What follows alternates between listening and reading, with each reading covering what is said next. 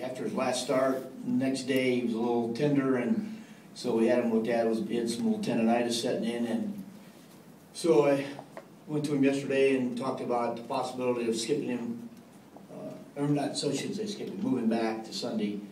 He thought that would work. All along he said, "I can pitch Friday if you want." I said, "I don't. It's April 20th. I think we'll make sure you're there on June 20th." Just a follow-up, because you have 6 games in 5 days. As far as Friday, could you just handle it with the guys in there, whether it's DJ or somebody? Right. Right now, that's the way we're looking. And we are going to make that adjustment. We're going to make that determination certainly after tonight and tomorrow mornings, or tomorrow, the first game tomorrow, to see how things come out of it. But if everything goes according to what I think it's going to go, we're going to just fill in within what guys we got. Chris said that it was not that serious, he couldn't pitch Friday, but given that he's got a shoulder thing, how careful do you have to be? David, I want to be careful, and I tried to explain that to him again today. That, you know, I'm trying to look at the big picture here. I know how important these games are. I told you guys I think games in April are as important as games in September, but I look at the big picture of 30 starts a year, and I don't, you know, if I can get him, even if I said, well, you know, I'm going to get you started 29 of those games and we miss one, that's still, I'll take that. And so we're just going to back him up, and we were going to need a pitcher either Friday or Sunday anyway. So we're just going to put him in the Sunday spot. Do you know any tests? No, we didn't. It was unnecessary. The doctors both guys have just said that's about all it is. So.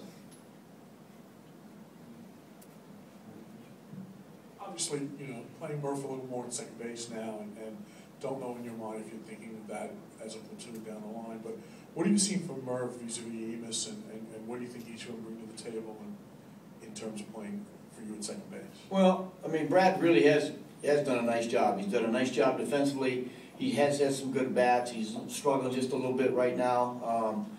And to have a guy like Murph kind of take the edge off, you know, let him sit back and catch his breath for a minute, and we know we've got ourselves a quality offensive player. Guy's done it in the big leagues, and as I said yesterday, I think it's important for Daniel Murphy to get some at bats, because if you can't expect a lot out of him if you don't run him out there more, and so I'm going to try to get him some more at bats.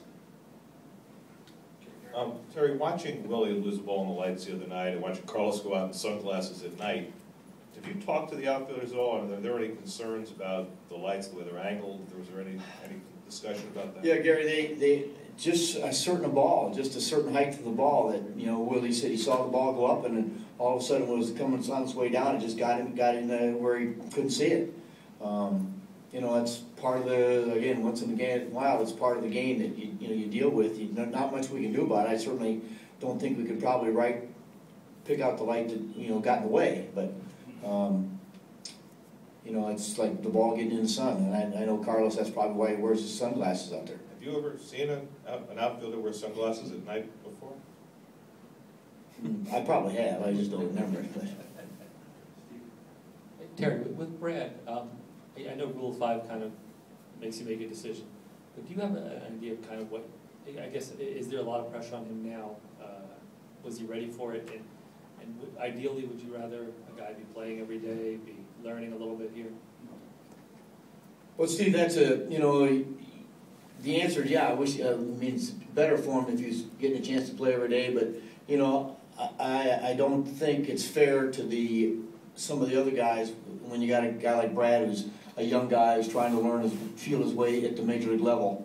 You know, I think this team can be competitive, so I'm going to try to pick my spots and give him a break now and then, and get him back in the lineup and make sure those guys know that they're going to play, and so it keeps them ready when they come to the ballpark every day that, hey, I may be in there.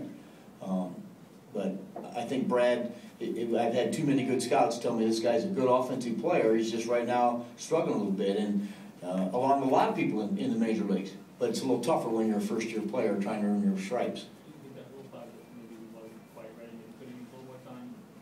No, I think he's probably, he's shown, like I said, I think some of his at-bats last week were very, very, very good. I think but, right now I want to get Murph in there. I thought Murph's come off the bench and put some good swings on the ball, and, we haven't been scoring some runs, so I thought we'd just try to get a little bit more offense in there. Terry, how much do you like that David is going the other way again? It seems like more than he did in the last couple of years, and going the other way with power. How much do you like to see that? Well, I think that's what good hitters do. Yeah, I told David this winter, I know the power was an issue here. I mean, I wasn't naive last spring listening to everybody talk about, the fact that the first year in the stadium he didn't hit for power. I told him I just want you to be a good hitter. I think the power is going to come. He's got to be as strong as anybody in that room. He's shown you that he can drive and hit the ball at the ballpark in right center field. Keep doing it. And you're going to get some balls once in a while you're going to be able to pull, but be a good hitter. You keep running up there, and the way that leadoff hitter's on base all the time, if David keeps hitting doubles and triples to right center field, we'll score some runs. If you do make Friday wind up being a bullpen game, how much could DJ give you at the front end, and how stretched out is he still? Well, the fact that he started 2 or 3 times in spring training and got 3 innings in each, I'm sure he can go 75, 80 pitches, which you would hope would be 5 innings.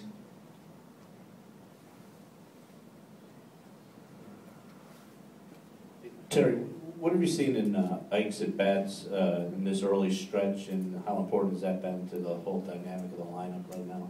Well, Mike, I think he's when Ike goes up there, I don't think he's thinking home run. I think he's cut his swing down when he's got 2 strikes to try to put a good swing on the ball and just drive a run in, which is what he's done. I know he's going to want to hit the ball at the ballpark. I know he wants to. I know he will. But I'm impressed with the fact that he's willing to make some adjustments, which we've been talking about all spring long. That is going to make him a better player. Make some adjustments to the pitcher he's facing, and he's been called out a couple times on, as we've seen the next day, some questionable pitches. So his knowledge of the strike zone has been very, very good. He's cut his swing back and produced some runs for us.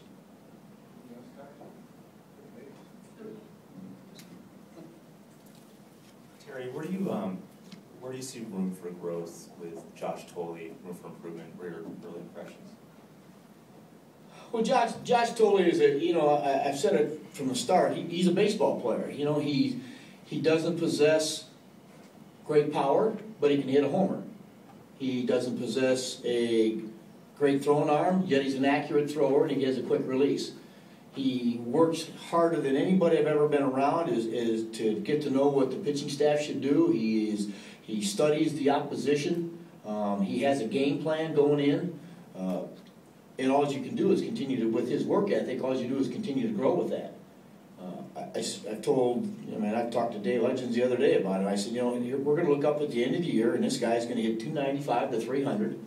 He'd probably drive in, 50 runs. He's not ever going to hurt you, and he's once in a while he's going to get a ball in a certain count and hit a homer. But what he does do, provide us in that part of the order, gets on base, and that brings that pitcher to the plate. And if you look up, when that pitcher comes to the plate, that lineup turns over, and that is a huge factor, and it goes unnoticed a lot. That guy hitting that 8-hole who gets on base, so he's gonna fill a big part for us. Okay. Thank you.